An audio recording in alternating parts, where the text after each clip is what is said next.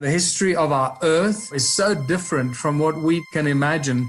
Enjoy the journey. The Smithsonian, that if they found out about a large skeleton somewhere, was to go get it.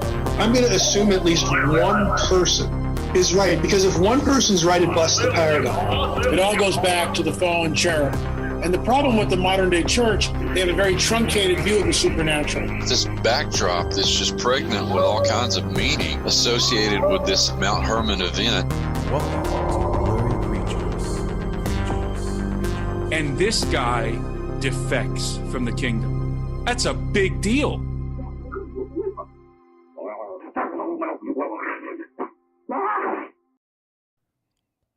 Yeah, let's go. Wow. What's up, Luke? Dude, what's up, Nate? This is fun. I can't hear Judd talking about it being pregnant without thinking it's a meme now. And I love everything about it. That's how it goes. Yeah. And this guy defects from the kingdom. We have the man, the myth, the legend, Tim Alberino here with us today. And we're going to be doing a live this is kind of a live podcast. It's a live podcast to our members. So people who are gold members of the show, sponsor the show. If you want to ask questions during this interview, just put a Q next to, just put a Q and then your question in the comments section, and the moderator is going to throw it up for us, and you'll be able to see it on the screen.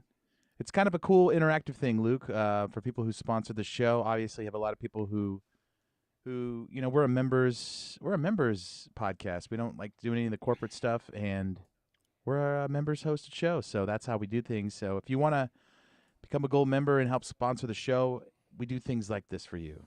And this is our first time doing it, so who knows how it's going to go. It's going though. We're going. shot out of a cannon. Yeah. Look at this. And there's probably lots of room for gold member references and Austin Power quotes, and we can do it all. But there's a lot of let's goes in the comment, and today I take that personally, and I love it. So, wow. We think did it's do like a live. say. We did do an actual live podcast with Tim at the Birthright Conference, and so I'm sure we're going to talk about that. Maybe do a quick recap of the conference, how it was, and then we'll launch into some topics. And obviously, there was a hearing in Congress today about UFOs, so I'm sure we'll talk a little bit about that and all things blurry. So I love it. That's the idea. So thanks for being here. We got a handful of gold members. This is cool. Thank you guys for supporting the show a little bit more than normal. Can't say thank you enough for you guys. You're awesome. Hopefully this is a cool added perk for being a part of the show. How cool was that intro? How cool was the intro though? That was pretty. That was pretty cool. I mean, yeah. Dude, I got hyped, awesome. Man. It was like, dude, we need some time cop now. I'm gonna run through a wall. This is cool. You could actually see people's comments on the screen and everything. Wow. Yeah, we're pro, Luke. We went to the next level. Yeah, we made it. We don't know what we're doing, but everyone else does. We made it to video. That's all I mean by making it. So what do we? Our faces are on here, Nate. Let's bring in Tim. Let's bring him on. There he is. Look at that. Oh my gosh. I am present. Tim, look at you. Tim's looking good tonight, as always, Luke. Is this your video live stream maiden voyage? Am I the first guy to do this with you? Yeah, dude, you are the first. You Do know, I get a challenge coin or something? No, we send you a golden squatch. We teach you the handshake as well. Yeah, the golden squatch, and we teach you the secret blurry handshake. It's get you lots of places. I'm not wearing I'm not wearing that special underwear you sent though. That I don't do that. Oh man. Well, with squatches all over it. Mormon joke there. Mormon joke. That was the gift that keeps on giving, right? Yeah, that was. Well, Tim, thanks for coming back on Blurry Creatures again, and thanks again for having us at the Birthright Conference. So let's do a little recap on that. That was fun. You brought us out first, and we had a good time. We packed the house right from the beginning, and a lot of people came out. It was just a good blend between our crowd and your crowd, and we had a lot of fun. How'd you think it went? How'd you feel about it? Oh, it was epic. I thought it was a lot of fun. It was the funnest conference I've ever been involved in, and it was my conference, so maybe that's part of it. But we had a great discussion, and in fact, I'm going to be publishing it on YouTube this week. So people will be able to see that on my YouTube channel.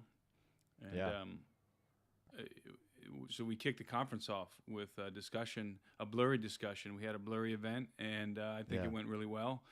I would say that half the people that I met at that conference were from your audience. We're from the Blurry audience. So you guys have a big reach, and you're doing an awesome job, and keep memeing. Thanks, man. Yeah, meme our way to the top, Nate. This is the idea. No, Tim, it was a privilege and a pleasure to be there. I have always said that. I said this a lot about this little crazy little thing that Nate and I are doing, is that the community is really the coolest part. Like getting to hang out with you in person and get to meet some of the other guys that were and gals that were there, but also some of the guys that are presenting, and realizing that it's something very encouraging to be and synergistic to be with people of like mind that are also that seem to be walking that narrow path. And it was phenomenal. It was phenomenal to hang in person. And I thought the conference itself, content was incredible, and so timely and potent to where we are right now. Whether it be the stuff that's happening today, which I think is also as in the same way timely. But even just you can look in the news, you can pull up your your timeline and see the transhumanism things that are on the way or here. You can look and see all the the UAP, UFO stuff that Congress is talking about today, and it feels like for such a time as this, that conference was and is, I think, is going to continue to be on the cutting edge of truth in a biblical paradigm. And I think that's why it's so important too that you continue to do what you do. And I know you've got a bunch of big things on the horizon as well. So Nate, I don't know where we wanted to go with this to start, but I know we did want to talk about what happened today, and maybe we can kind of frame that. Yeah. I was thinking we could do a little bit of riffing about that, and then we can open it up for Q&A for the members at the last half of it. So get a question ready, get some thoughts in your head, and again, you can put a Q on the corner in the chat section, and then just send it, and the moderator will throw it on the screen for us. But yeah, Tim, today, a lot of people were sending us links to this, and some people were disappointed because they didn't really get anywhere, it sounded like, and they weren't. Yeah. What do you think about it? What do you think? What do you feel? It's exactly what I expected it to be. Precisely what I expected it to be. This was a historic event. We went from UFOs don't exist to the Air Force is not really interested in them. They feigned disinterest for so many years, the military, the Pentagon, and I contend persecuted and perhaps even killed people who got too close to the truth about UFOs. And now here we are sitting here today, and they just concluded earlier today a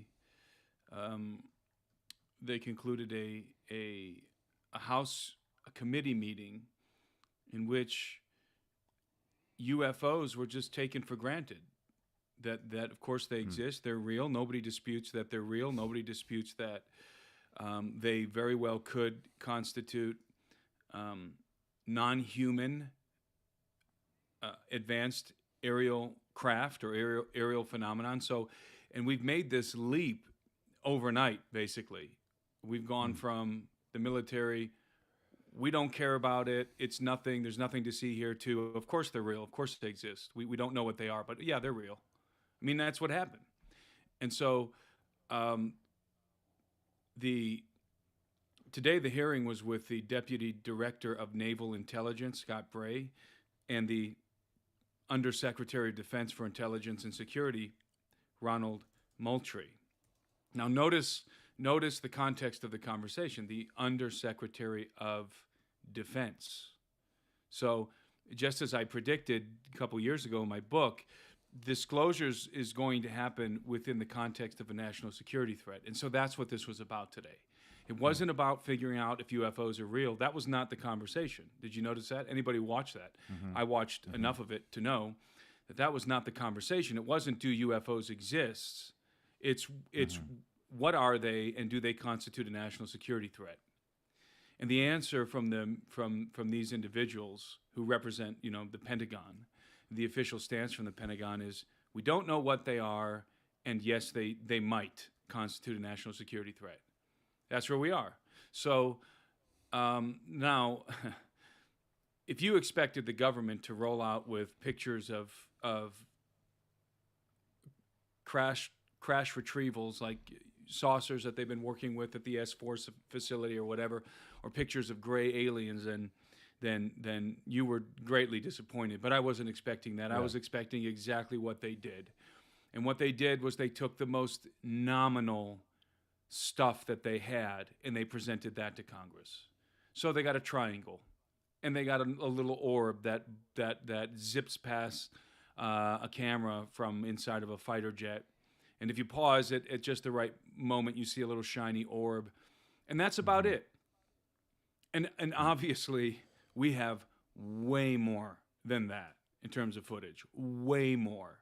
I mean, amateur people walking around with cell phones have collected much better footage of UFOs than what the government presented today. So do you think they were actually like informing Congress? Do you think this was all just sort of like a... Look, I have maintained for 2 years now, 3 years now, since the Nimitz incident became public. I think that was in 2017 or 2018. I have maintained that the government, the military, let's be more specific, the Pentagon, is trying to get in front of this story that they can't control the phenomenon. The phenomenon is now ramping up to a degree that they no longer can control the narrative. So they're scrambling to get in front of the story. And so I think, I don't know who I was talking to, maybe it was you guys, where I think of it like as if you're holding a hose and somebody turns the faucet on, or if a better analogy would be if you plug that hose into a fire hydrant and somebody opens that fire hydrant, that water's coming. It's going to come hard and fast. And so the only thing you can do is squeeze that hose and try and control the flow, manage it so it doesn't get out of control, and it's, and it's just flailing all over the place, and you've completely lost control of the flow of that high pressure water. That's what the military is doing. That's what the Pentagon is doing right now. They're trying to squeeze the hose and control the flow of information and the leaks and get in front of the narrative. And I've talked to people, colleagues of mine, who said, no, this is the government's plan. They're doing this. They want disclosure to happen. Well, if they want disclosure to happen, then why the heck did they present us with a freaking triangle today? That's it. Right. A triangle and a little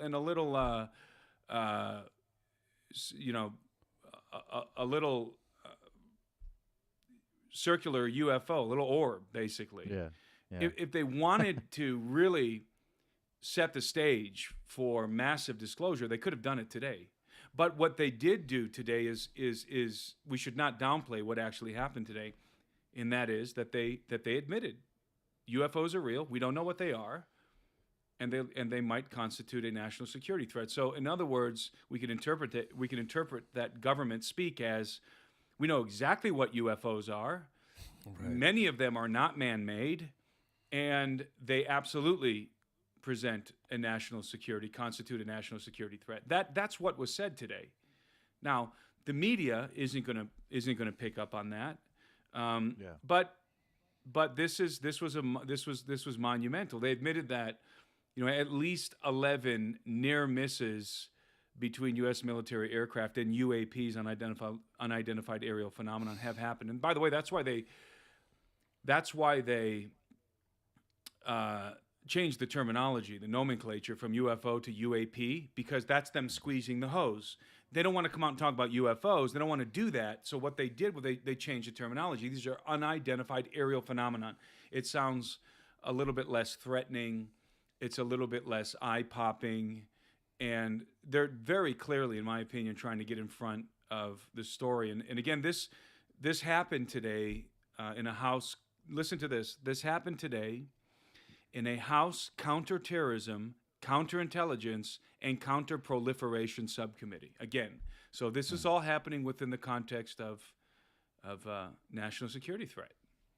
Well, yeah, I mean, And they basically said that they haven't collected anything under oath. So they have not collected any material or craft. And then they said that they can't even prove that the stuff is non-terrestrial. So it's interesting that they you were right. They say one thing, they really mean another, and they couched the whole thing by saying, "Oh, we can't really say if it's off Earth. It was something from off Earth. Oh, and we don't have anything either. We don't have any of the evidence under oath." Which, I mean, it's not surprising considering. Well, under oath, understand that the military is permitted to lie if it's a national security issue. Yeah. They're permitted to lie if they consider this to be a dire national security issue, and they determine that we don't have the need to know, they will lie straight to your face, under oath or not. That's the policy. And do you think, is this like the furthest they've pushed the needle down the track? This is the farthest that they've come out and said that this is.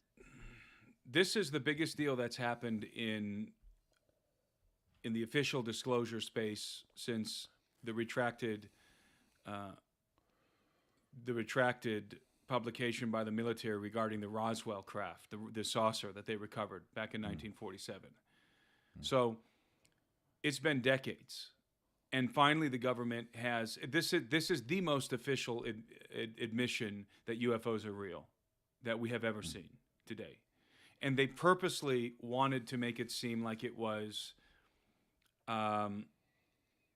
Like it was a nominal issue, and that was the feeling of the whole thing.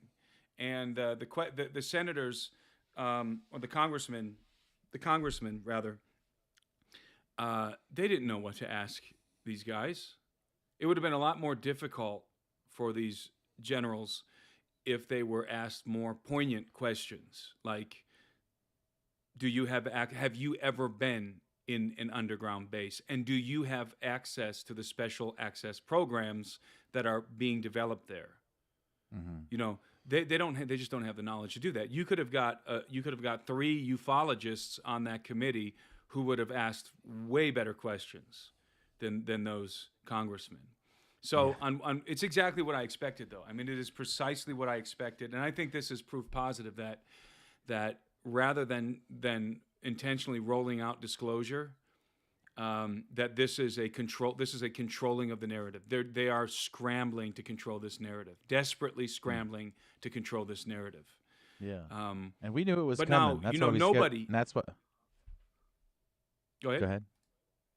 I was just going to say that coming. nobody at this point can deny that UFOs are real. It's game over for the denial of UFOs. That's a thing of the past. And as I said at the conference, if you deny that UFOs exist, then you're the conspiracy theorist at this point. You're the conspiracy theorist. Wow, that's wild. It's crazy though. We scheduled this live thing. I mean, it's happened today. One of the biggest, probably the most important events in terms of making this public.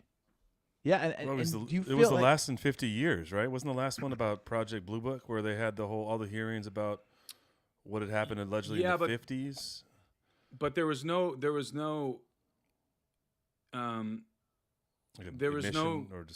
disclosure that the phenomenon was real. There was never a disclosure that the phenomenon was real, that UFOs are in fact real. They would always the most that the government would ever say, that the military would ever say, is we're investigating. We have unexplainable cases, but we've moved so far beyond that. Now there's everything that the Pentagon has done over the last 3 years amounts to a tacit admission that the UFO phenomenon is real, and I would say furthermore that some of the craft that we're looking at and that they have been studying and perhaps reverse engineering, most certainly reverse engineering, but not the guys at the Pentagon. Those are the military contractors doing that work. But that those craft, some of them at least, are I'm trying to think of the exact phrase from Professor Davis, vehicles not made on this earth. So that's I mean, this is disclosure. I mean, it's not the kind of disclosure that so many ufologists were hoping for, but it is exactly the kind of disclosure that I was predicting. Let's say you are in the military, you are in the know, Tim. Do you think the military has sort of a position that you have, that there are both good and bad angelic races in these craft, or do you think that they have that advanced knowledge, or do you think that there's just they don't know what they are? They don't put the biblical narrative in there, or do you think some of them know that or have that opinion? I think there's a wide spectrum of opinions. The only guys that really know anything for sure are the ones that are interfacing with the Greys and that are reverse engineering their technology. Is there interfacing happening with these other entities I call the Elder Race? I think that's probably happening as well. There's all kinds of mythology regarding Val Valiant Thor and these human-like beings who supposedly made contact with us, I believe back in the 40s or 50s. I can't remember the Val Valiant Thor saga, when exactly that unfolded, but they claim to be from Venus, and there was a whole lot Where's our fact checker with the Valiant Thor? We have a live one. Like I said, that's I consider that to be mythology, although perhaps with elements of truth. I don't know if Val Valiant Thor actually existed. I did. If you type his name and if you type Val Valiant Thor in right now on Google Images, you're going to get a picture of the guy. Now, whether that guy is from Venus or not, I don't know. I played on Warped Tour with a band called Valiant Thor. I did. And that's how I learned about it, because the guy, the singer of the band told me. Maybe you already know this guy. They were crazy. Yeah, like I said, there's so much. Listen, ufology, it has a lot of depth. There's so many stories, wild stories in the archives. Let's say of ufology. That there he is. That he kind of looks like Jimmy Stewart. He kind of looks like Jimmy Stewart, Val Valiant Thor. The one with the circle around his head there. That's Phil Schneider's father. Wow, this is cool. You can actually pull stuff up as we're talking. That's Phil Schneider's father, and Phil Schneider's was in the image below that, in that vanilla shirt. See that guy in the vanilla shirt there to the right? That's Phil Schneider. So the guy above was Phil Schneider's father, or I could be. No, that would have to be Phil Schneider's father, I believe. And Phil Schneider got into a. That might be. Go ahead. He got into a war. Phil Schneider was the one who said that he kind of got into a battle with these entities underground, and they shot at him and burned his hand. And I'm going to retract what I. Yeah, he did. Yeah, and I'm going to retract what I said. That's not Phil Schneider's father. I'm sorry, I was wrong. That is Phil Schneider in the vanilla shirt. The guy with the circle around his head is supposedly an extraterrestrial. Phil Schneider's father came over through Paperclip when we brought the Nazis over, and through Operation Paperclip, and he was a U-boat captain, if memory serves me. And so he was inducted. Phil was inducted into the what was that? The mind control program. I can't remember the name of it off the top of my head. MK Ultra, like it was the predecessor of MK Ultra, and I think that those guys were subjected to some mind control because the things that they were going to be exposed to were too top secret. And the government, and again, when we say the government, I always refer to the dumb state, the guys who really know. They're not members of the deep state; they're members of the dumb state. They have access to the deep underground military bases and the secret access, the special access projects that have to do with the military contractors, especially the aerospace contractors, who are in fact reverse engineering the technology, and that's a fact. So the dumb state guys. They probably were subjected to some level of mind. Mind control is a very general term.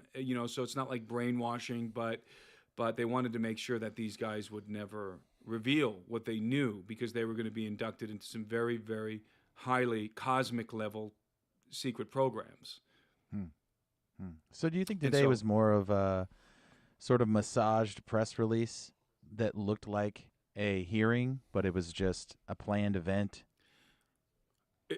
It's the Pentagon trying to control the narrative. That's what I think it is. I think they're just trying to get in front of the story. They're trying to control it, and that's why they showed us a shiny a triangle through night vision, and a little and there's maybe a couple other things, but none of it was remarkable. Like I said,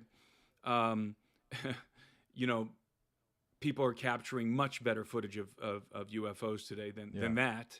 So it's like, it was kind of like, okay, yeah, they exist, they're real, we don't know what they are, and yeah, maybe they might present a national security threat. That's what we had today. But even though it was somewhat, as I said, nominal, it is still historic, because the government is now admitting that the phenomenon is real. That's why that's why they changed the name of the phenomenon.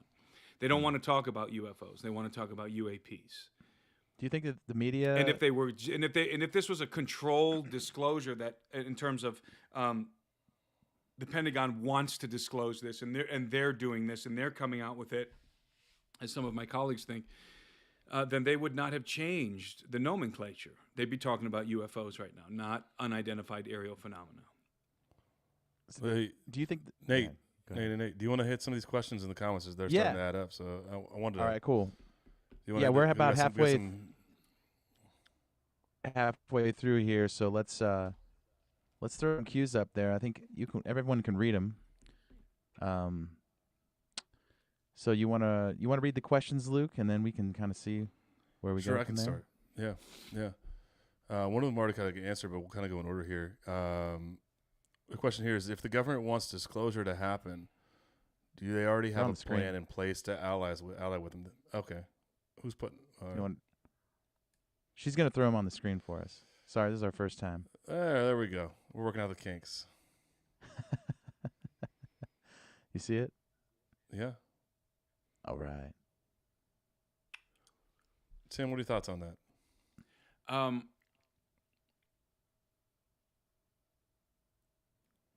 I think that the narrative that's going to unfold in the future is going to be that there is a hostile alien faction, and that alien faction are the Greys, and that is the faction responsible for abductions. Eventually, they're going to admit to abductions as well, but that'll be down the line, maybe even a decade down the line. And so we will know at that point that the military, not just of the United States, but probably a joint effort across the globe, are going to be in open conflict with the Greys. And at that point, I think we are going to accept the help of another faction.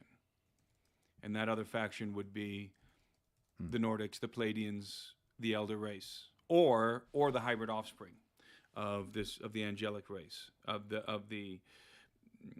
the insurgent sons of God, the quote unquote fallen angels. Their hybrid offspring will show up to save us, and that will be, and I postulate this in my book, and that will be the Antichrist. Apollo and his consort will show up, just as the pagan prophecies say he will show up, and he'll come in our hour of need, and he'll save us. And that's why I believe that the Vatican is already laying the theological groundwork to receive Apollo and his consort as the saviors of mankind, and indeed to receive Apollo as Christ, the return of Christ, to deliver us from the alien menace. So that's the narrative I see unfolding, and step one of that narrative to unfold is disclosure within the context of a national security threat. So this is like So we're step one. Step one is happening right now for the narrative I just defined to come to pass. So we've already taken the first step in that direction. So will the government ally with the ETs? Yes, but not the Greys. It's weird. Not It's like my estimation. Most people probably don't know how historic today is because of how things happen in our society now. Things just kind of come out and nobody cares. They know more about the latest TV show or the new iPhone, but they don't realize that the government just said, hey, all the movies you've been watching for the last 30 years, there's some truth to them. It's really sad. I mean, do you think the media is even picking up on this, or is it even being talked about? I mean, is it even being taken it was serious? on the front page of Fox News today. And in fact, the heading was. Let's see that. Can we throw that up there? Throw that it was on the headline front up on page the now. screen. Now it's something else. They bumped it down. Here's the heading on Fox News. It was front page on Fox News today. The heading was "Out of This World." Pentagon releases declassified photos and video of UFO sightings. So that just is Fox. Historic.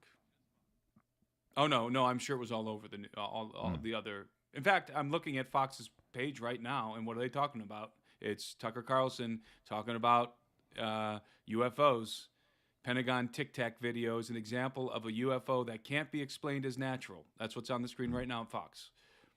So we're here. I mean, we're here, guys.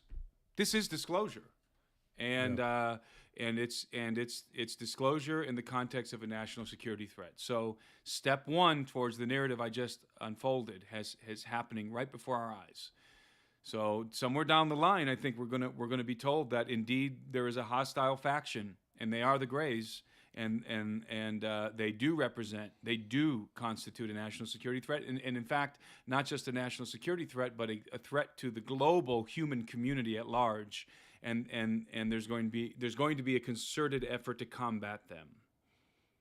And that might even be followed up with disclosure of the fact that we've already manufactured our own craft using reverse engineered components from theirs, and that we do have the capability to combat them to some degree, and we can bring down their craft now. I think that's true. And so the Pentagon's never going to disclose a threat if it doesn't have an answer, if it can't contend with that threat, if it doesn't have a way to assure the American public that, hey, there's a threat, but we can combat it. So they're not going to do that until they have, until they have some tools, some toys of their own, so to speak, to field and to bring down the saucers that the Greys are flying, and not just saucers, but primarily saucers. That's crazy.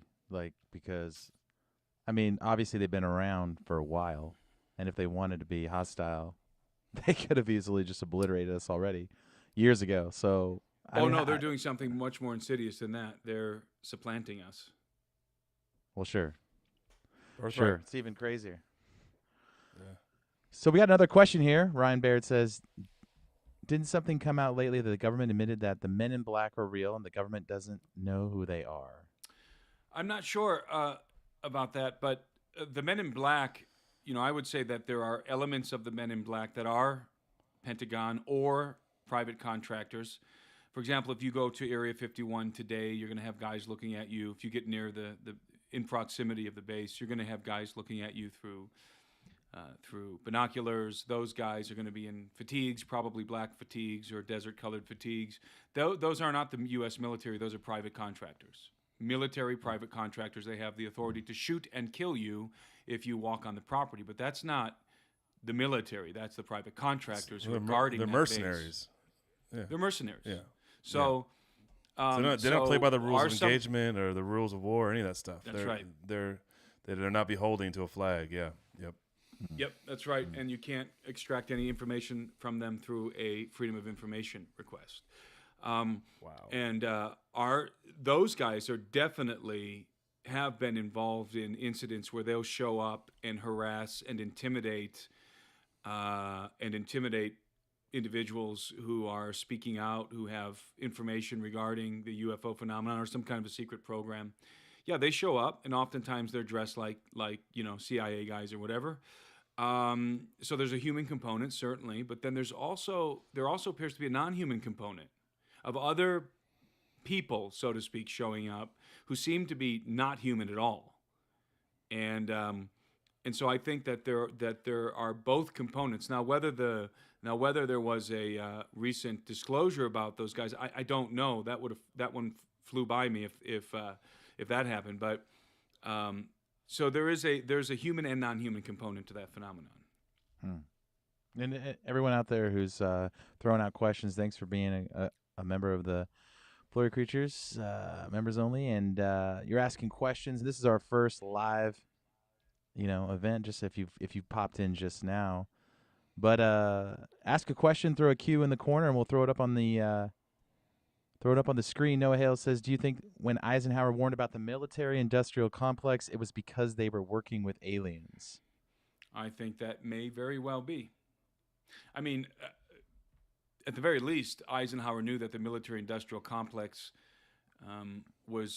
had an incentive to get us into perpetual wars, because the military-industrial complex includes those contractors, many of whom build our armaments, and so they cash in, and they lobby Congress, and so certainly on the ground level of Eisenhower's comments, he was concerned about the perpetuation of war for profit.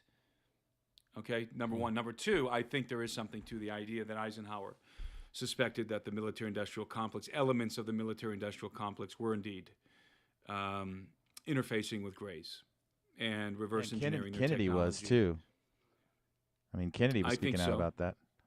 I think so. I think Kennedy was maybe the last president who was briefed about the alien presence. Certainly, his vice president Johnson would have known, but I think they stopped briefing presidents. It's counterproductive. Why brief a president? They come and go.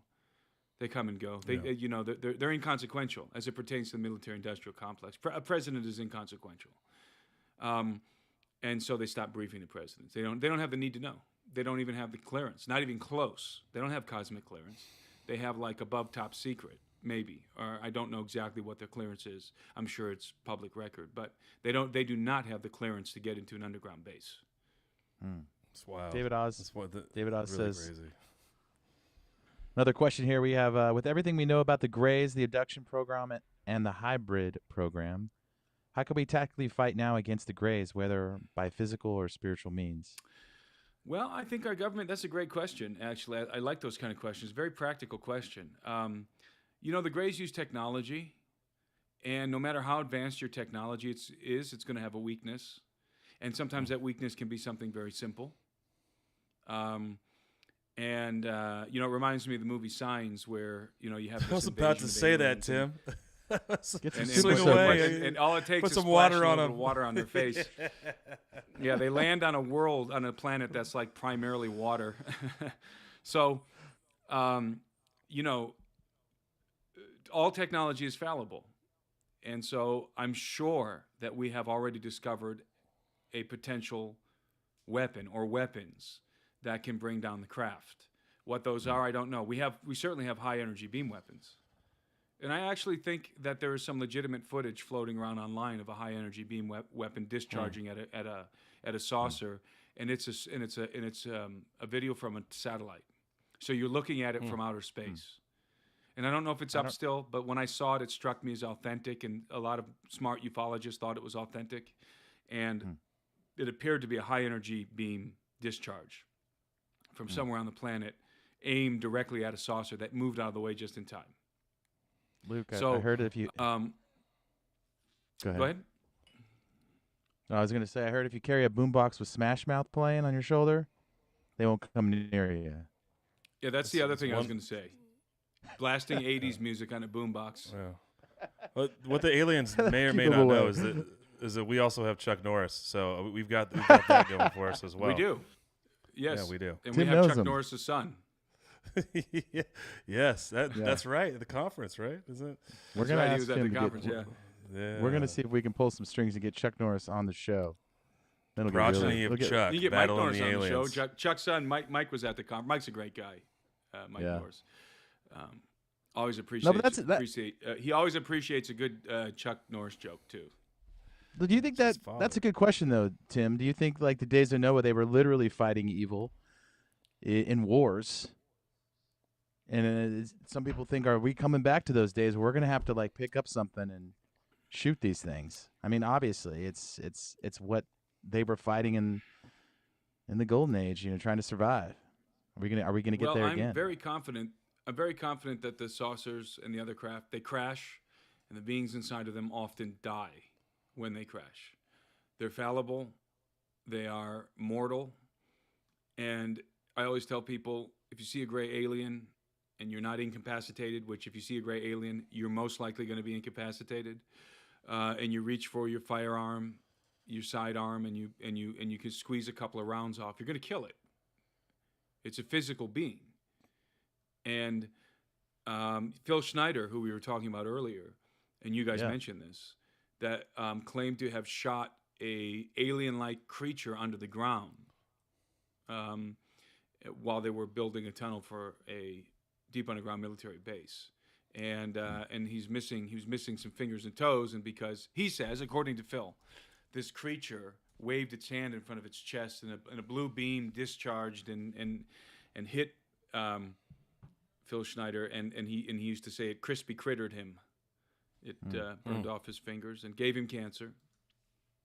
So, is that story true? I don't know, but we're talking about kinetic weapons, the craft, the saucers, and the other kind of craft. I always say saucers because saucers are the most common, but there's other shapes. There's orbs. Those aren't craft. Those are, in most cases, the orbs are reconnaissance vehicles. But there's diamond-shaped craft. There's walnut-shaped craft. There's your typical flying saucer. There's triangle craft. There's all different kind of craft. But generally speaking, most of, I think, what people see are saucers. And so you can bring them down. I mean, they crash, and I think that sometimes they crash because we're testing some of our own capabilities on them. Now, I don't think you can bring a saucer down with a hypersonic missile. It would have to be unconventional. Or something very simple, like some kind of frequency or radio wave frequency that interferes with their with the technology that's being deployed in the craft. So it could end up being something simple, and I'm sure that, like I said, the dumb state, I'm sure, is aware of some things that are promising, if not already being deployed, such as energy beam weapons. Let's throw another question up here. Do you think, Victoria Peterson says, do you think anyone in Congress has been abducted or could be under their influence? Abductees usually aren't under the influence of the Greys in the sense that the way they think and talk and what they do is being controlled. Although there is some indication that abductees sometimes are encouraged subliminally to move out into the countryside, to move away from the city, basically to relocate into an area that is much more convenient for the Greys to come and get them. But I have never really encountered, I'm jogging my memory here, instances in which the abductees were used for any other purpose aside from the creation of hybrids. And not only the creation of hybrids in terms of using our reproductive material, sperm and eggs and the wombs of our women, but also helping the hybrids learn about life on Earth and integrate into society.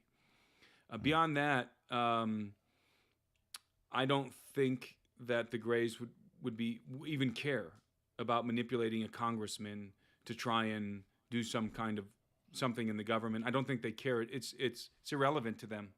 It's inconsequential. So Congress means nothing to the gray aliens. The president of the United States is a nobody. He doesn't mean anything. He's irrelevant to their program. So do you think, okay, let's say the hybrids are here, right, and they're walking among us. Do you think that they're going to have sort of a natural ability to take the upgrades that they're going to offer the rest of the humans that are left?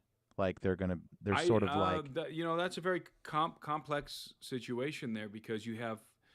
Remember those three spheres that in my book, those three spheres which represent three dynamics that are unfolding in the earth right now? You have the new religion of apotheotheism, then you have the alien threat, which we're seeing unfold right now, today, right? The alien threat, and then you have that third circle, which is post-humanism. See, those three things are separate things, but they're converging. There's a confluence of those a conjunction of those circles that's happening, and as they press together those three things, then there's what appears to be a coordinated agenda, and it's all pointing towards a post-human paradigm, a post-human apocalypse on planet Earth, and mankind losing his birthright and all of that, and the revealing of Apollo, a new golden age. But do the Greys know that that their activity is furthering this satanic agenda? That's one of the hardest questions to answer, and I don't know what the answer is to that. I don't. Do the Greys, are they in communication with the so-called fallen angels, or are they acting on their own? I present three alternatives in my book, because that's just a nice way for me to say I don't know, but here's three possibilities. And in one of those alternatives, the Greys are working directly with the insurgent sons of God, the devil and his angels. And in another one of those alternatives, they have nothing to do with them, but the devil and his angels, the dragon, is going to utilize this situation that's unfolding to his benefit with the Greys. And then the third alternative is he's actually working with the Greys, but he's going to stab them in the back and present them as the enemy so that he can show up, or his offspring show up, as the savior. Mankind needs to be in a dire situation, I think, before Apollo makes his entrance on the stage. And by Apollo, I mean the Antichrist. Yeah, and I mean, it would make sense, too, if the Greys are described as sort of these lifeless robot beings. He could just, they don't sound like demons. They sound like some sort of robotic creature, just drones. Yeah, and so he could, maybe that's all part of the plan. They are drones. But what about the Insectolins? Yeah, I don't know. I mean, I never. The Insectolins are not like robotic like the Greys. The Insectolins, I believe, represent the native overlords. Species among the Greys. In other words, they're the originators. They are the native species. They're the flesh and blood species, whereas the Greys are certainly clones. I think they're clones. I think I can say with a degree of certainty that the Greys are clones. But are they some kind of cybernetic creature that has both synthetic and biological components? But who knows? I mean, unless I shot one in the head and dissected it, I would. There's no way I could ever know. Same thing with Bigfoot. We got to get him too. You got to shoot Bigfoot in the head and dissect him as well. That's harder to do, I think. If you got a question, throw. I think you're right. I think it would be harder to shoot Bigfoot than a gray alien. Yeah, I do. The guy, Bigfoot's like a gray on steroids and then some. It's just a little hairier. Who knows what it is? A little hairier, a little faster, a little weirder, a little more elusive. He's doing his own thing. He's independent.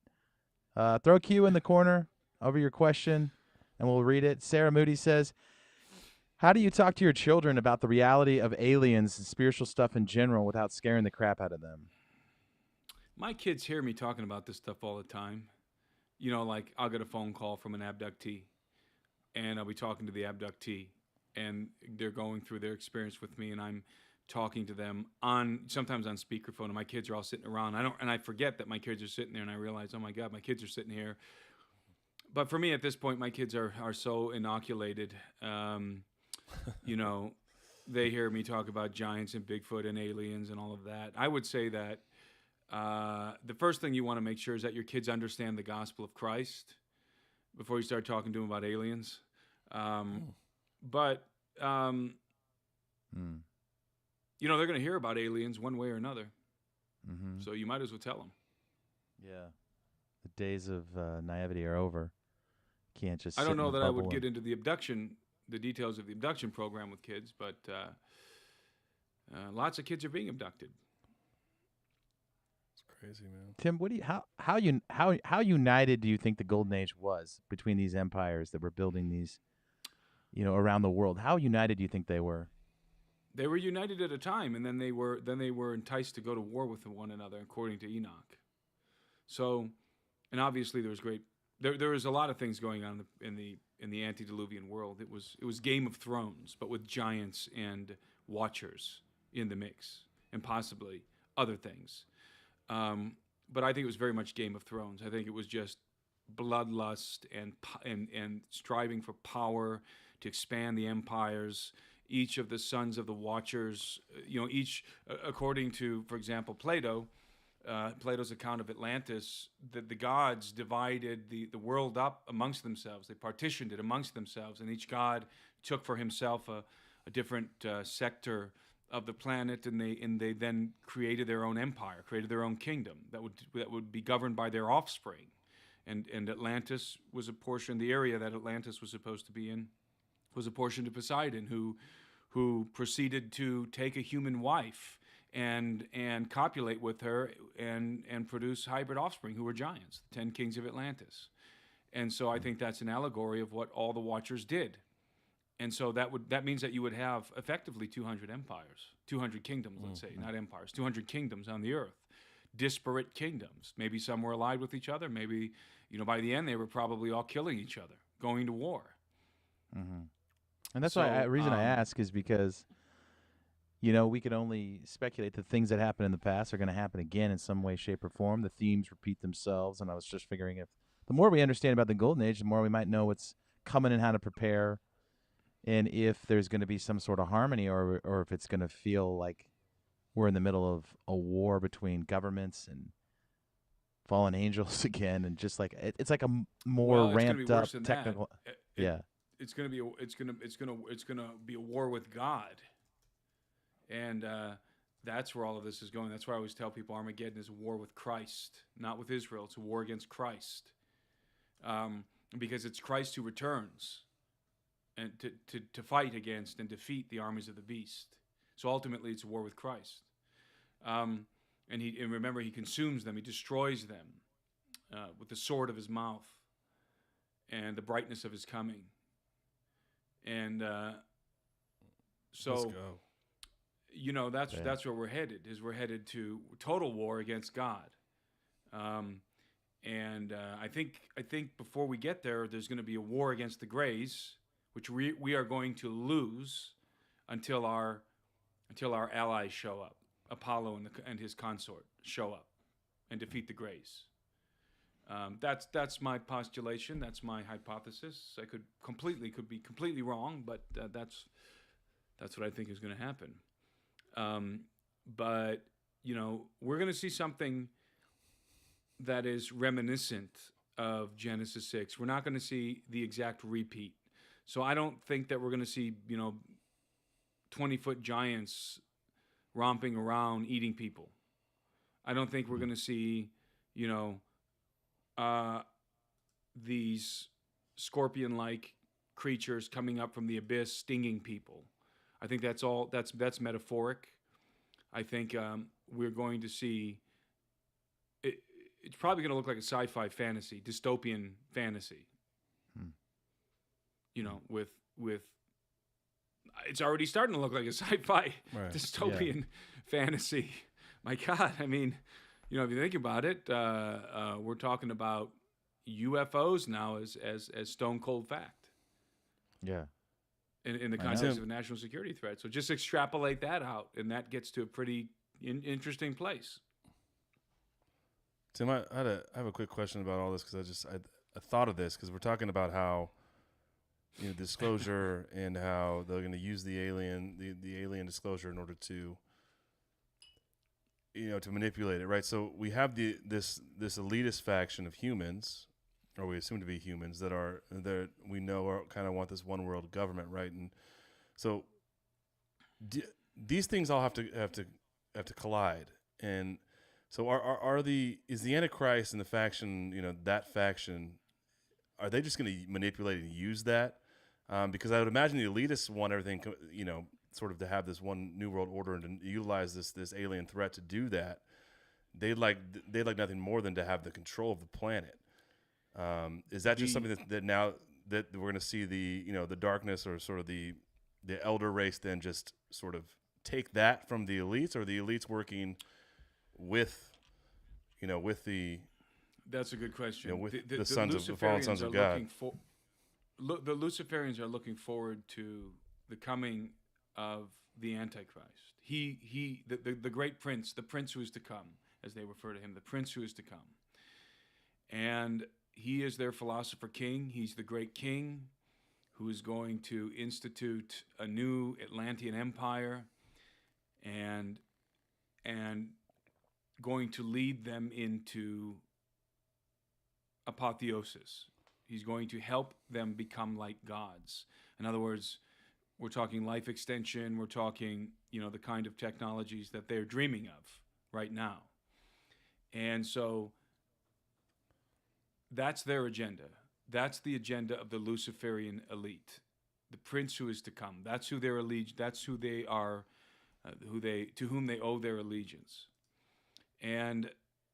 But is there a scenario in which those guys, much like the scenario with the Greys, are backstabbed, that they're scapegoated, that they're put forward as the enemies of mankind, and they're maybe they're in league with the Greys, and they're exposed and destroyed by Apollo and his consort? Because Apollo and his consort, again, Apollo is the Antichrist. When he shows up, and I believe his name is Apollo, by the way, when he shows up, he's not going to look like, some devilish creature. And he's not going to be, making the devil sign and saying 666. He's not going to be doing anything like that. He's going to, for all intents and purposes, he's going to look like Christ.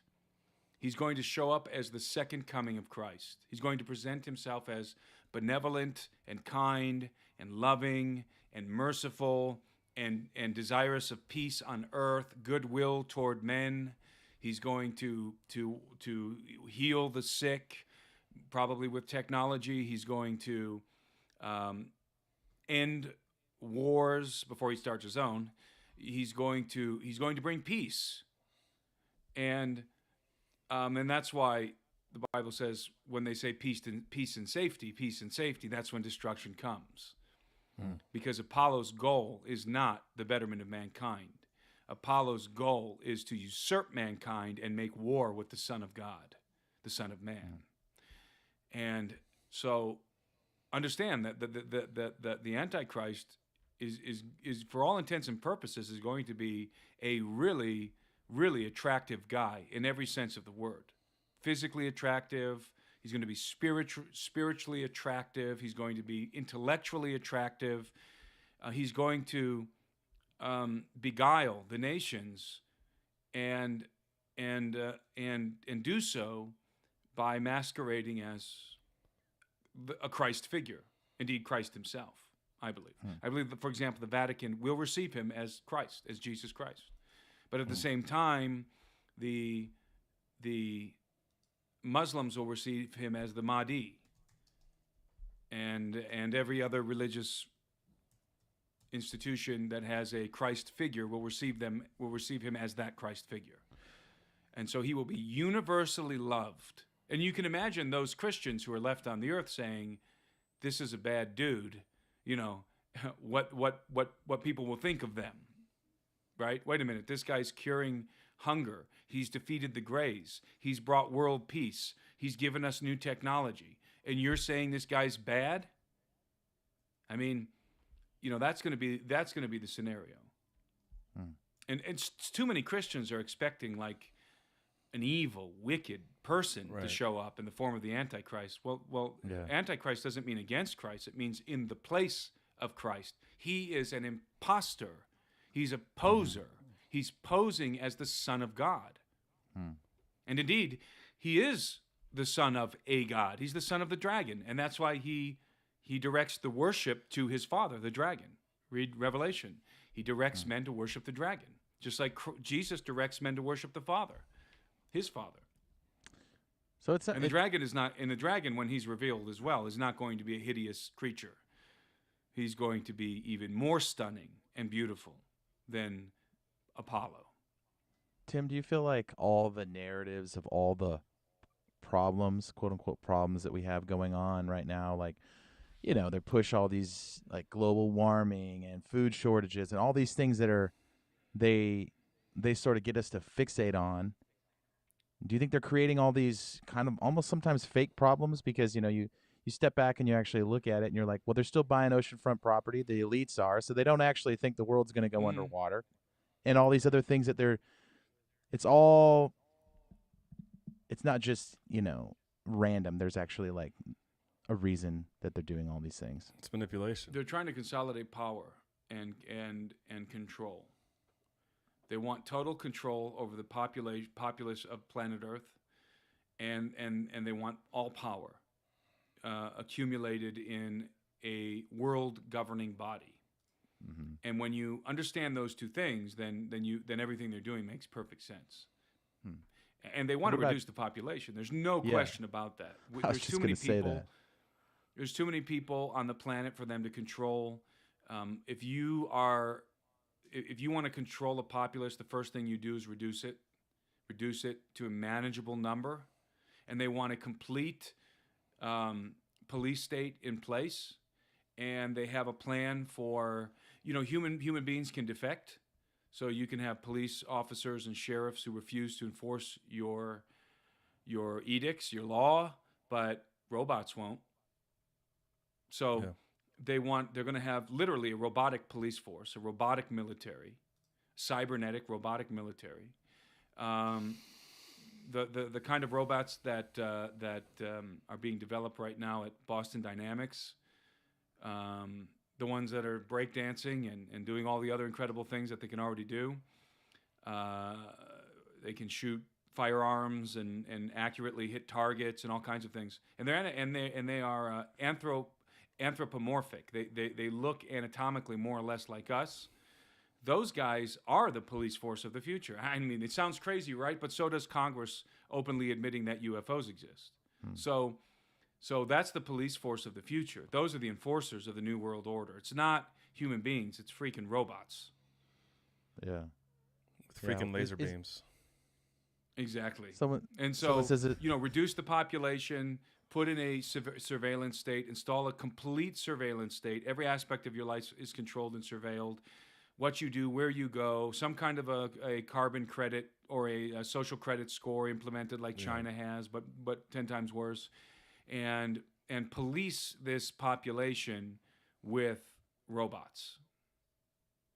It's a science fiction film. I mean, I know. It's a science fiction film, but it is literally on the horizon. Well, we can see already in the last 3 years many of those steps, many of those pieces being moved. It's probably a bigger board than we want to admit, but if you have any sense this is already happening, there's already things we can say, yep. They're already moving the checkers up the board. Is there a reasonable timeline, speaking of that, for the end of days, given this new disclosure that we heard about today? How much time do we have left? Okay.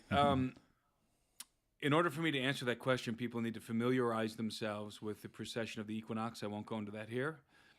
But cutting out all of that back information, we are in the age of Pisces. The age of Pisces, I think, in my opinion, not just in my opinion, also in the opinion of many astronomers, began right around the time of Christ's birth.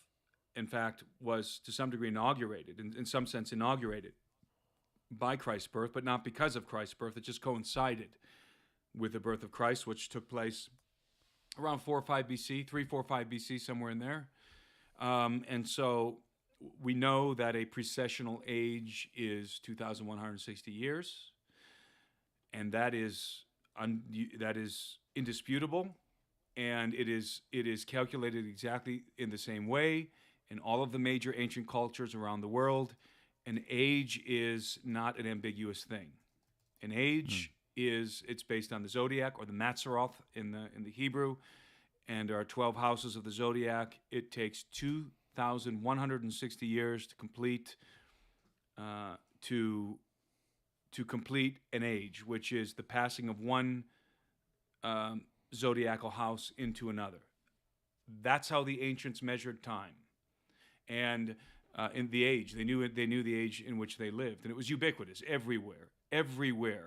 This is knowledge that was given to Adam from God. This is not astrology. This is astronomy. It's knowledge that was given to Adam for times and seasons and so forth, and to know what age he was in. And so we are in the age of Pisces. The symbol of Pisces is a fish, so it's not surprising that the symbol of Christ in the ancient world was a fish. And because we know that there are 2,160 years in an age, we can calculate when the end of the age is going to come. The end of the age of which Jesus spoke. It's not about the end times. It's about the end of the age.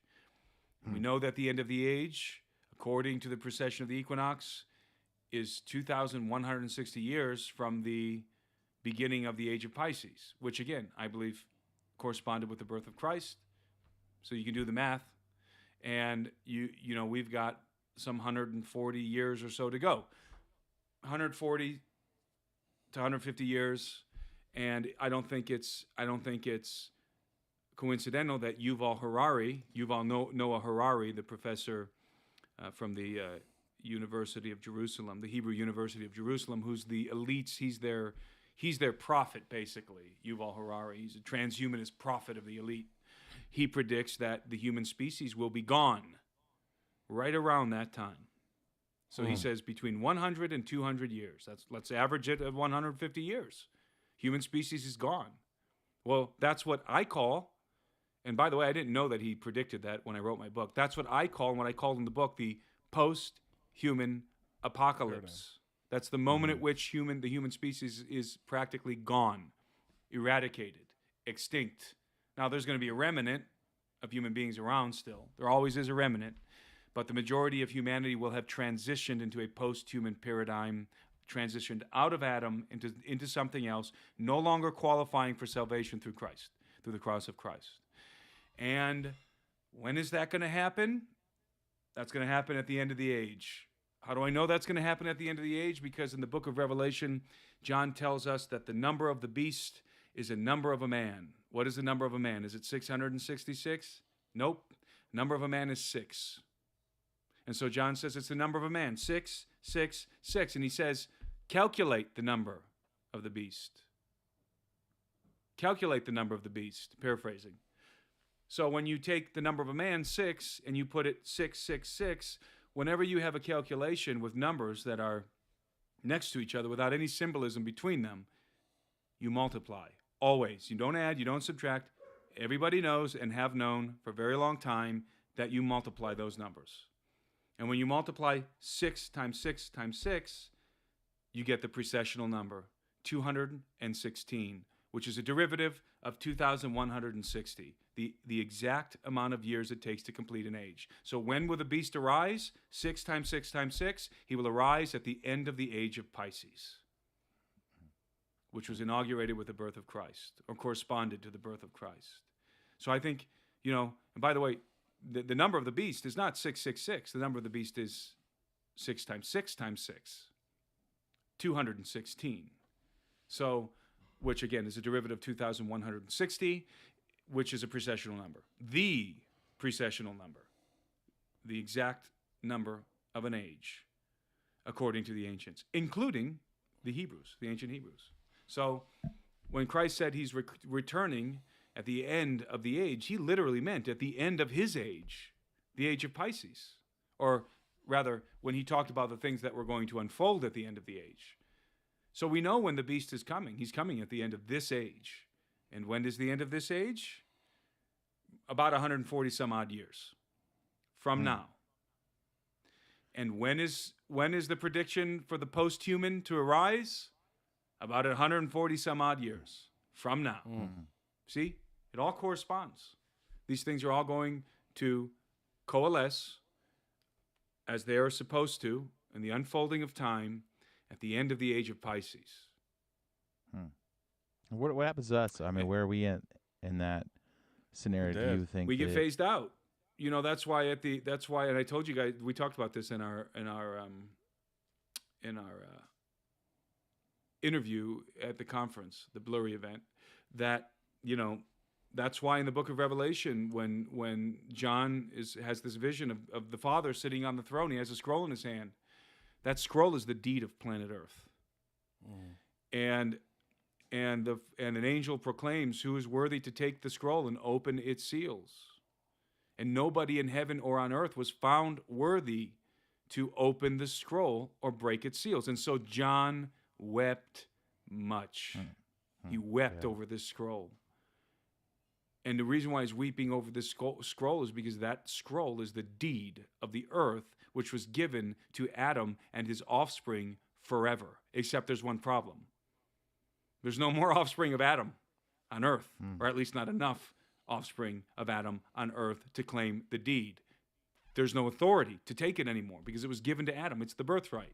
That's why my book is called Birthright. That's what it means. So nobody was found in heaven or on earth to open the scroll and break its seals, to take the scroll and break its seals, which means that the earth is in this dystopian nightmare, this post-human beast system sci-fi nightmare.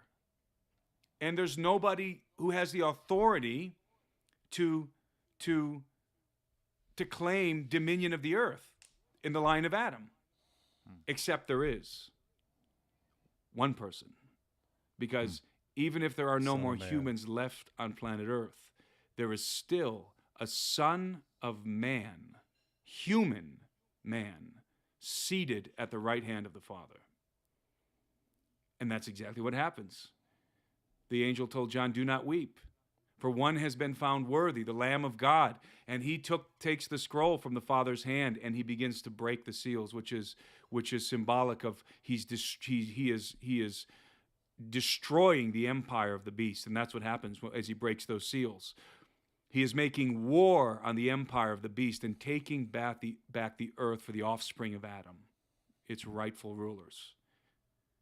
And so Christ, that's what he does. He returns and he regains dominion of the earth he's the Son of God. He has all authority in heaven as the Son of God, but he has all authority on earth as the Son of Man in the line of Adam. I love it. That's one thing I've learned. And that's where we're headed. It's that, really. I love when you talk about the That's where we're headed. That was phenomenal. So you can see how all these things are converging. The post-human paradigm, the new religion, which we can talk about that someday. I don't think we've really talked about the new religion yet.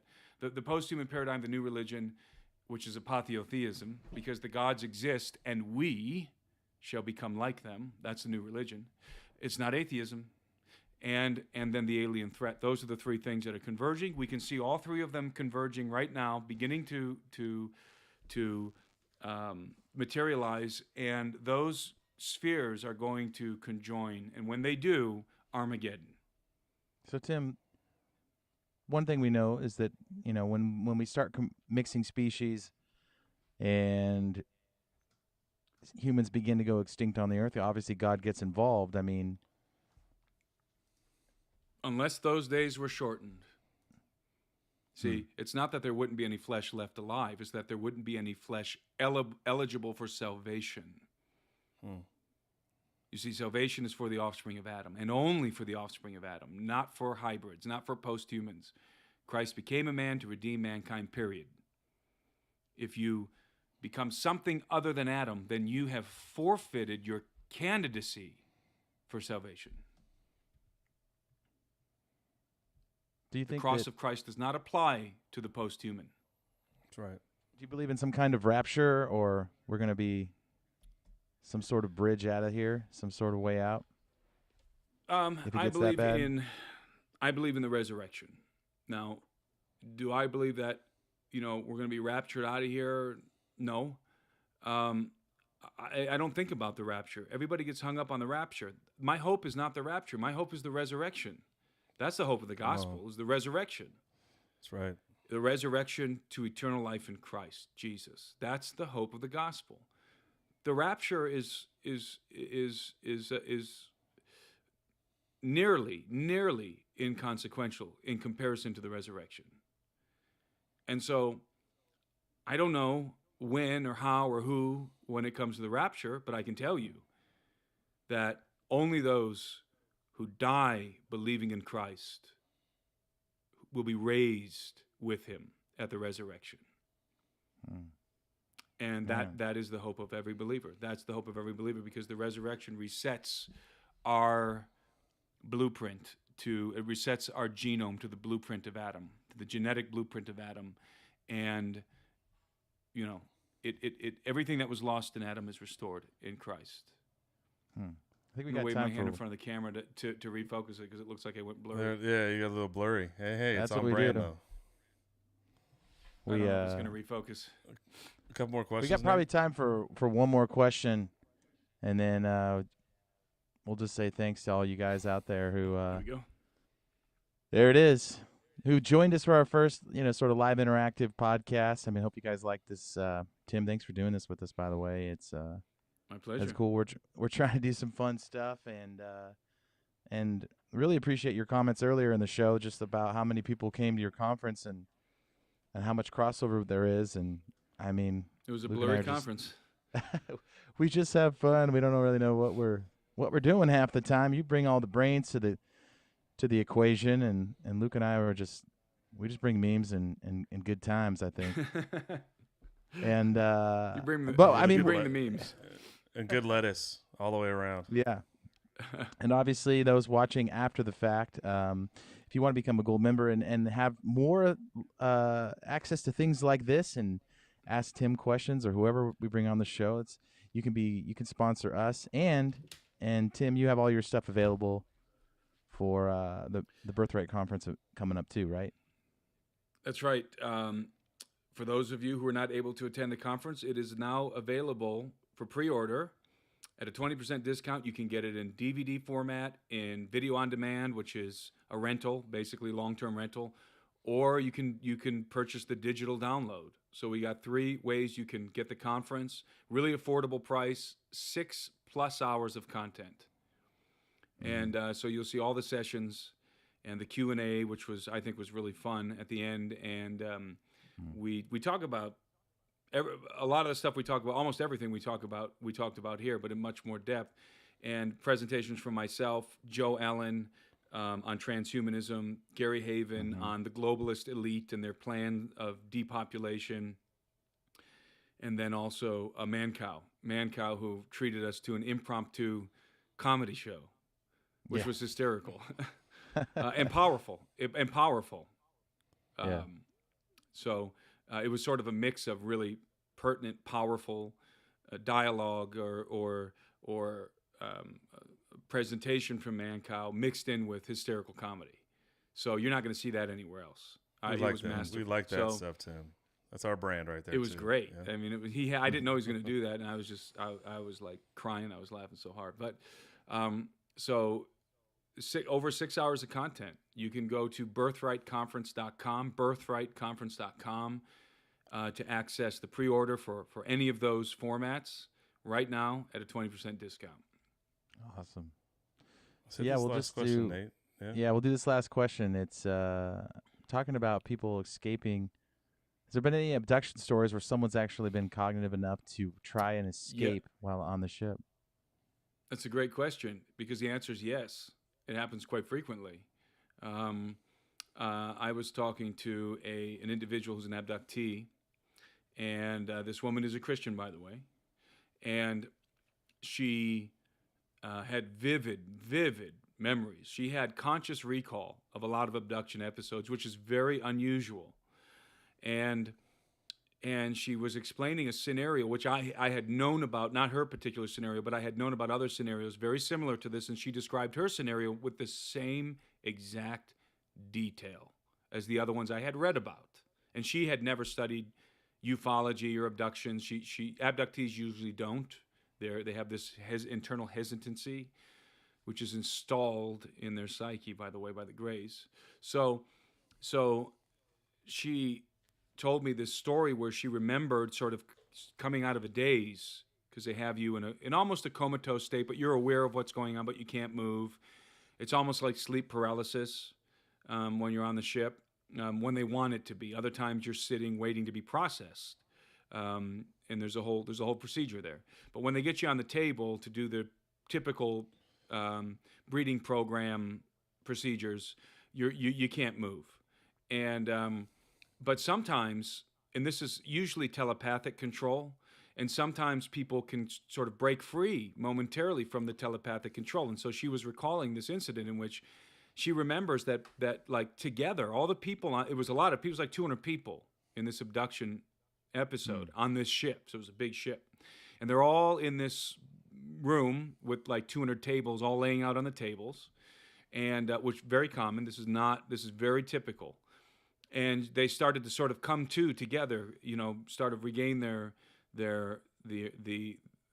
conscious minds, regain the grasp over their bodies and minds, enough to begin to sort of revolt together. And of course, they're freaking out because they're all naked, for one thing, and for another thing, they're on an alien ship, and then there's a gray alien standing around, and so everybody's sort of freaking out, and screaming and running around. And she remembers that the Greys were trying desperately to get everybody under control and calm everybody down, and telepathically communicating to everybody, calm down, we're not going to hurt you, whatever. And she remembers seeing like a screen, and there was an entity speaking telepathically to the Greys, commanding them to get the situation under control. And that entity was a insectoid. It wasn't a little gray; it was an insectoid. The commanders on board those craft are the insectoid. The Greys craft. Their commanders are the insectoids, and the insectoid was telepathically communicating to the Greys, get this under control, and they did. Eventually, they were able to get the people under control, and she had this. There's more details than that, but it was amazing to me because I had previously read about scenarios that were almost exactly the same as hers. So again, the Greys are fallible. Their telepathic control can be broken, and people do revolt sometimes, but they're always brought under control because the Greys have both telepathic power and exceedingly advanced technology. So, the people are always brought to heel, and the control is always reinstated. But yes, that's a good question because it does happen. Mm-hmm. Yeah. That's a heavy burden to have people calling you all the time and telling you that their stories. That's probably the most terrifying thing that could happen to you as a human being, and you get those people phone I calls know, all the people time. who are my friends, and people who are just now waking up to the reality that they're being abducted. And nearly all of them Christian people, by the way. It's crazy. And some of them, if I were to say their names, you would all probably know who they were. So, so it's a very real phenomenon, and it's happening. And people, and here's one thing: I was talking to somebody recently about their realizing that they're abductees, and I was venting my frustration with them, saying, what really makes me angry is that Christians, because they label this whole thing demonic and it's demons, or all this will stop if you say the name of Jesus or something. What that does is it isolates people, rather than bringing people together. Rather than bringing people together and uniting them and connecting abductees, especially in the Christian community, who can console one another and work through this and talk to one another, right? That's half the battle, is being able to talk this out with people. Rather than doing that, everybody is isolated in the Christian community. All the abductees are isolated because it's not supposed to be happening to Christians. Mm-hmm. And if it is, it's somehow seen as like a reflection on your faith. Like your faith in Christ is inadequate or something, and it's detrimental to people's faith. And so sounds spot on with frustrates abuse, me. Tim. It's like just like abuse. People that are abused, That's either right. like sexually or physically abused by a partner. It sounds exactly the same, right? They're isolated and they're controlled that way, and then they are told to be ashamed of this. And I mean, exactly right. It's exactly the same. And what helps those people is when they can talk to people and find solace in knowing that they're not alone, and get into groups and discuss their experiences, right? Isn't that's part of these people healing? Mm-hmm. But that doesn't happen in the Christian community because abductions don't happen to Christians supposedly, and so Christian abductees are too embarrassed to talk about their experiences because it's not supposed to be happening to Christians, which is of course ridiculous. It's no different than any other tragic thing, like persecution of Christians in North Korea, like human trafficking and so forth. It's no different than any of those things. This is a physical phenomenon, and it is not an indication, if you're being abducted, it is in no way an indication of your faith in Christ or lack thereof. Amen to that. And so I wouldn't, I mean, people are asking me now, will you create a network of Christian abductees who can interface with each other and talk without embarrassment, without shame, right? And I'm thinking, my God, I would love to see that happen, and maybe I will do that. We have a pretty awesome community of people here at Blurry. They could probably help you do it. There are people emailing us daily asking us how they can help because they're super passionate about all this. So I know that there are people out there listening to the show who would love to help. A lot of smart people, a lot of talented people. Right now, members are helping us run this live feed. You guys are the best, and we really love this community here. Tim, thank you so much for hopping on, answer some questions. And well, anytime, the community. Anytime. You guys, you know, I think you guys are awesome. I think you got like one of the most cutting edge, fun shows. And, you know, people accuse me of being too serious, but as you guys know, I'm not that serious behind the scenes. But when we talk about topics, you know, topical stuff, I kind of shift into a different gear where I'm just intensely focused on the information I'm trying to convey. But we had fun at the VIP event. We were had some a cigar blast. smoking and laughing at the They VIP kicked event us at out the of there, conference. Tim. They had to kick us And then out. they kicked us out of there, We tried to have an after party in the backyard. It didn't happen. Yeah. And Yeah. so, but Luke you and I were guys are about the great, Eclair and I tray. encourage everybody to support you and to continue to support you. I think what you're doing is cutting edge, and you're open-minded, and you allow for lots of different opinions and viewpoints, and you don't like stake your flag in one side. You let everybody speak their mind, and that's a recipe for success. And you guys are going to keep growing, and your audience is going to keep growing. And like I said, half the people at least at my conference listen to you guys. So they're going to be happy. Thanks for participating. They're going to be happy because we have at least now from this episode, at least 2 more episodes we need to talk about. We still have a Dumbs episode to do with you, and then we have the apotheosis. I mean, this new religion. We haven't talked about that at all. I think that'd be a fantastic. This sort of the post-human religion is something we haven't really diving into, and I think that's they keeps coming, Tim. We're gonna keep doing this. We're coming to Montana. We're gonna make you look for Bigfoot with us, and oh, we're going to look for Bigfoot. We're not going to find him, but we're going to go look for him. And we'll at least make it entertaining when we're trying to find him. It'll be entertaining. That'll be You can't bring any of your Gary Haven tech. You have to bring old school film stuff. That's how it old happens. cameras from the 90s that only capture blurry images. No, from 8 the millimeter. 60s. We're doing film. Yeah, 60s. we're doing. Oh, from the 60s. Oh, you're actually you're doing the big. You want Great me to get one of those film. ones where you have to crank it like this? Yeah, you're gonna be like Patterson. That's the only way. Patterson Gimlin. We're gonna be up there. That's the only way we won't be able to tell it's Luke running around. That's 100% right. And Nate's gonna be in a monocle. It's gonna be fantastic. And I learned at the conference that Luke is indeed big enough to pass as a Bigfoot. He is. That's why I'm trying to put him in a squatch suit. We could really. We're working on that. We're working on that too. Nate's pretty big too, but Luke's a big dude. We're gonna be a little less big next time. I know. Well, Tim, I appreciate it. This has been this has been awesome. Yeah, when we send him, Nate? Bigfoot underwear. Remember, like in the beginning. The magical Bigfoot underwear. That's right. Yeah. It's coming. You just keep your eyes out for that package. That's really a gift that keeps on giving for your wife. So she'll appreciate that as well. It's going to be a requirement to come on your show from now on. That's right. Well, thank you guys. Thank everybody who joined us here, all the gold members, and thank you for supporting the show. This has been fun and different for us to be on camera. I know Tim does a lot. Tim's got a TV show coming out he can't really talk about, but that's going to be exciting, so look for that.